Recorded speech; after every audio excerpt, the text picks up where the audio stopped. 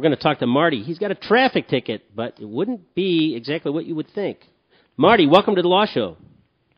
Well, thank you very much. I was in Las Vegas a year ago, and I was traveling 45 in a 35, and three of us were all traveling together, and three police officers stopped us, and all on motorcycles. And I was guilty, 45 in a 35, and I asked if I could pay it because I was only visiting Las Vegas for a couple days, and they said, no, you can't pay it.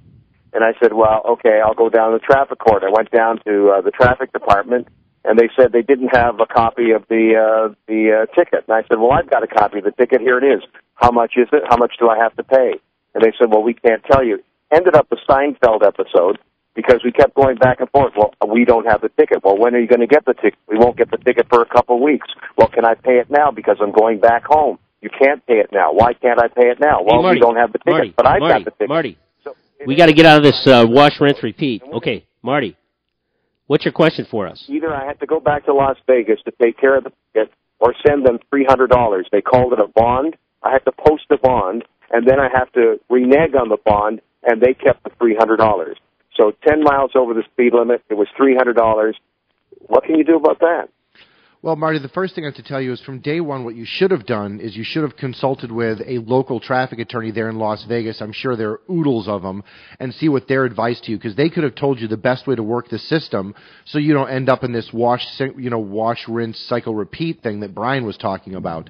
If you've got someone that can navigate the court system, they probably could have advised you as to when to call to confirm it was in the system, and then once it was in the system, to see if they could negotiate a deal on your behalf to try and keep it from going on your record. Because even though this happened in Las Vegas, the chances are extremely high that once it gets reported to your Las Vegas driving record, they will communicate with the Michigan Secretary of State, and it'll get applied to your Michigan driving record as well. And as you found out $300 later, you probably could have hired for maybe a little bit more than that a Las Vegas traffic attorney to negotiate the system to try and keep it from going on your record. So for you, Marty, as well as anyone, if you get an out-of-state traffic ticket, don't think you're off the hook, because all of the states will communicate with Michigan and report it to your Michigan driving record. So anytime you get an out-of-state traffic ticket, make sure you consult with a local traffic attorney to try and assist you with that. And if you can't find one, please call me at Daily Law Firm, because we have connections with traffic tickets, attorneys all over the country,